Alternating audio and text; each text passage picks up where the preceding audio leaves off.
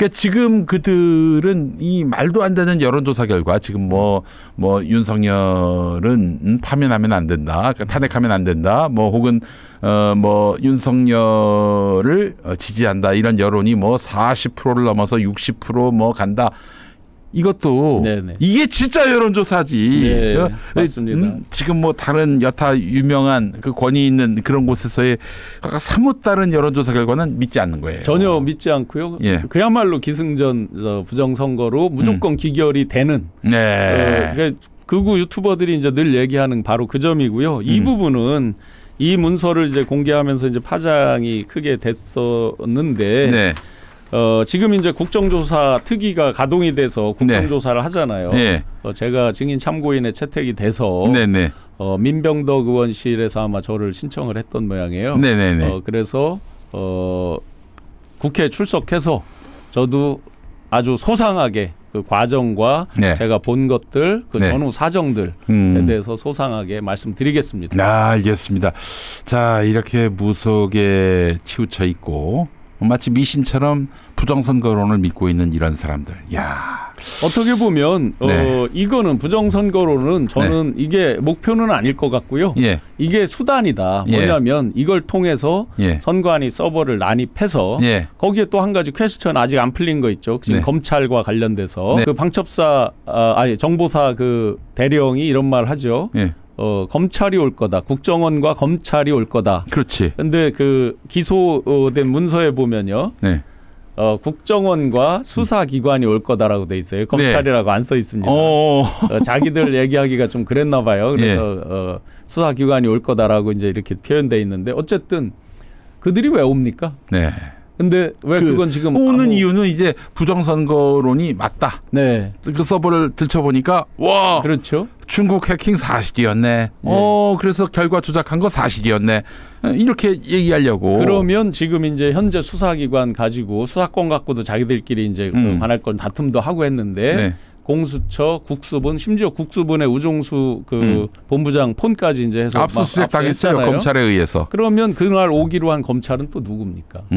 그러면 그거는 과연 대검에서 몰랐을 리가 있겠습니까? 그렇죠. 상식적으로 본다면 여러 추론은 분명히 우리가 할 수 있는 입장이고 이걸 수단으로 해서 궁극적인 것은 이걸 깔쿨이 걸어서 다 부정선거니까 국회 해산.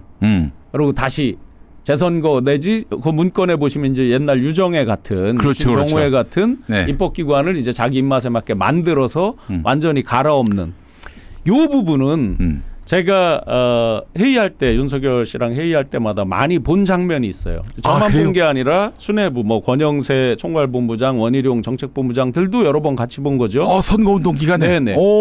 명태균 씨 거에 가스라이팅이 돼서 그랬는지는 모르지만 한 2주 남겨놓고 다 이긴 분위기예요. 그러니까 서로 막 알랑방구를 끊으라고 이런 얘기들을 합니다. 후보한테. 우리가 이겼는데 그때도 민주당이 압도적으로 다수였잖아요. 그 민주당에서 장관들 청문회 인준 안 해주고 뭐 계속 이렇게 발목 잡고 그러면 어떡하느냐. 라고 이제 걱정하는 듯이 이제 막 아부하는 거죠. 이미 된 거고.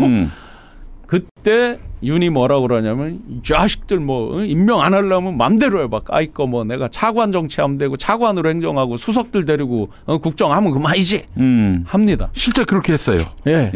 이 말 속에 이게 섬찟한 거죠. 헌법적 체계, 삼법 군립의 본질 이런 것들을 완벽히 부정하는 말이잖아요. 이미 그때도 뭐 선관위에 대한 그 불신뿐만 아니라 이런 전반적인 국회에 대한 그 불신, 특히 야당에 대한 어떤 불타는 적개심 이런 것들은 상당히 많이 표출을 했었기 때문에 그 인수위 때 김용현이 뭐 그냥 싹 그냥 계엄령으로 해서 야당 쓸어버리지 뭐 국정 협조가 안 되면 그런 말을 했었다고 합니다. 보도에 따르면. 인수위 때부터. 저는 인수위 시작하자마자 사표를 냈었죠. 아이고 그때도 계셨으면은 그 아주 주옥 같은 말들을 다 들으셨을 텐데. 좀 더 이따가 사표를 낼 걸 그랬나 봐요. 오늘 워낙 또 엄청난 말씀을 하셨는데 금명간에 아마 체포영장 집행이 있을 것 같죠? 제 그냥 개인적 추측으로는 제가 이제 다른 방송에서 공성전을 처음 말씀드렸거든요. 공성전 그렇죠. 2박 3일이든 3박 4일이든 사실은 이제 유혈 충돌을 안 하고 그렇지. 참 안타까운 얘기죠. 뒤집어 보면 같은 그 공무 집행하는 거고 공무원 분들인데 서로 대척점에 서서 뭐 2박 3일, 3박 4일 말려주기듯이 한다는 게 안 되죠. 네, 사실은 이제 마음 아픈 얘기인데 제일 좋은 거는 윤석열이가 지발로 걸어 나가는 거예요. 그게 제일 좋은 방법이고 맞습니다. 무엇보다도 대통령이라면 그렇게 해야 되는 거 아닙니까? 네. 아마 이제 최후의 순간에도 윤석열 씨는 이제 끌려 나오면서 자기 극소수의 그 지지자들에게 영웅화되는 이 부분을 이제 생각을 할 텐데 그래서 공성전 형태로라도 유혈 충돌을 막으면서 인내심을 갖고 하는 게 좋겠다. 뭐 이런 이제 말씀들을 드렸는데 저는 지지합니다. 이렇게 저렇게 전후 사정으로 보면 수요일경 시작이 되지 않을까. 수요일경. 네. 그 여러 이제 체포 영장 발부 받는 상황들 그리고 안에서 이제 지금 하루하루 갈수록 우리가 얻은 소득이 있잖아요. 그들이 이제 균열이 일어나고 와해되고 있다는 건 뭐 명백하게 확인이 되고 있으니까. 그래서 지난 일주일 동안 묻혀진 거에 대해서 제가 뭐 잘못됐다 이렇게 비판하지 않았어요. 왜냐하면은 이게 사실은 경호처 내부가 자연스럽게 법을 따르는 사람들의 목소리가 나올 수 있도록 시간을 준 것이기 때문에 한 일주일 정도의 인내의 기간은 결코 뭐 물론 저놈들이 결집하는 그런 뭐 좀 부정적인 문제도 있었지만은 충돌보다는 낫잖아요. 저들이 결집해서 뭐 하여튼 뭐 연병을 떨더라도 그래도 국가기관 간 충돌을 막는다면은 그게 더 의미가 있을 수 있다. 그러니까 많은 국민들 시청자 여러분들께서 이제 그 걱정 많이 하시고 해서 제가 유혈 충돌 이런 거 가능성 거의 없으니까 걱정 마시라는 어떤 뉘앙스의 이제 말씀을 일부러 안심 차원에서 말씀을 드리기도 하지만 그들은 분명히 그걸 통해서 뭐 총성이든 칼이든 뭐든 간에 그걸 통해서 이제 극렬 지지자들에게 주는 메시지 효과죠. 엊그제 나와서 이 살펴보고 하는 게 뒤집어 보면 이제 굉장히 쫄아 있군 하고 맞습니다. 극소수의 지지자들에게 나 이렇게 건재하니까 제발 나를 좀 보호해 주세요. 그래서 같이 미래를 도모합시다라고 하는 시그널이잖아요. 계속해서 보내고 있는 거잖아요, 신호를. 그런 거에 이제 의존하고 있는 그야말로 이제 최후의 발악과도 같은 어떤 참 어떤 쫌생이 같은 모습을 보이고 실제 그 변호인들이 뭐라고 그랬습니까? 뭐 대통령을 잡범 취급한다. 듣는 잡범 씨 굉장히 기분 나빠요. 잡범만도 못한 내란 수괴잖아요. 그것도 현행 범이고요. 잡범만도 못한 지금 행태를 보이고 있어요. 스스로 그 이하로 행태를 하기 때문에 그리고 이제 박종준 씨도 나와서 이런 얘기를 했잖아요. 대통령에 맞는 뭐 예우 비슷한 얘기들을 했잖아요. 그러면 우리가 그에 맞는 예우를 해드리겠다니까요. 잡범반도 못하니까 잡범반도 못하게 예우를 해드리겠다니까요. 나오세요. 제발로 나오셔가지고 품위 있게 체포영장 응하시고 만약에 부당하다 판단되면은 체포영장에 대해서 적부심을 걸면 됩니다. 왜 그런 평화롭고 합법적인 방법을 놔두고 공성전을 벌이냐 이거예요. 맞습니다. 거기에 이제 사실은 가장 상황을 심플하게 정리할 수 있는 게 최상목 권한대행인데. 그렇지. 제가 이제 청와대 청년위원장을 할 때 이분은 비서관을 하셨어요. 그 경제 쪽에 경제금융비서관을 했습니다. 당시에.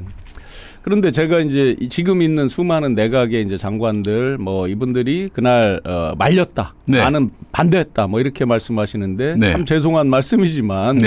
제가 함께 일하고 함께 봤던 또 캠프에서 봤던 많은 분들은 그거 저는 믿지 않습니다. 믿기지가 않습니다. 최상목이야 자기 계엄 반대했다 이걸 안 믿으신다. 최상목 씨뿐만 아니라 수많은 장관들 왜요? 한 번도 직언하는 거 저는 제 눈으로는 못 봤습니다. 그런 분위기도 못 봤습니다. 그렇다고 보면 평소에도 직언이 안 됐는데 그 가장 그 피크에 있는 계엄을 얘기할 때 자기들이 어떤 저기를 해서 뭐 바지끄레기를 잡듯이 반대를 했을까요? 상상이 안 됩니다. 기록이 없습니다. 기본적으로. 본인이 그렇게 주장을 해도. 그리고 또 뒤집어서 최상목 권한대행은 평생 공직에 있었잖아요. 대통령께서 문서를 준 거죠. 쪽지라고 이들은 표현하는데 쪽지라고 하면 안 됩니다. 마치 이제 조그만 파우치 뭐죠?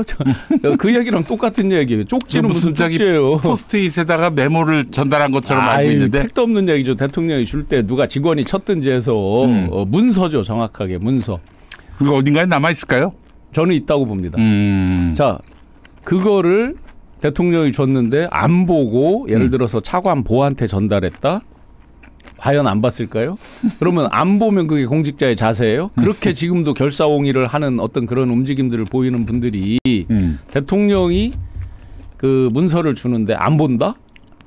택도 없는 얘기죠. 지금 저기 오늘 한겨레 성한용 칼럼 보니까 최상목이 그 여권 차기 대선 주자를 노리면서 지금 정치적 행보를 하고 있다 이렇게 얘기하던데 최상목 씨 수사부터 받을 겁니다. 예. 당신 뭐 그렇게 말로만 그러는데 그 저 계엄 국면에서 뭐 했는지 다 수사받게 될 거예요. 그때 백일하에 다 드러날 겁니다. 까불지 말고 지금 이 상황에서 최선을 다해 수습하세요. 맞습니다. 이제 이분이 그 말씀하신 게 두 가지였어요. 권한대행을 맡으면서. 네. 그러니까 이어받으면서 권한대행의 권한대행이라는 말은 잘못된 거죠. 엄밀히 법적으로 보면 그냥 권한대행인 거죠. 예, 권한대행인데 전임 권한대행을 예를 들면서 조속한 경제 회복 안정화 그리고 네. 사회질서 안정화를 네. 얘기를 했습니다. 그러면서 일종의 현상 유지 차원에 집중하겠다는 류로 말을 했어요. 네. 현상 변경이 아니라. 그런데 아주 강력하게 현상 변경을 스스로 해서 3명을 2명만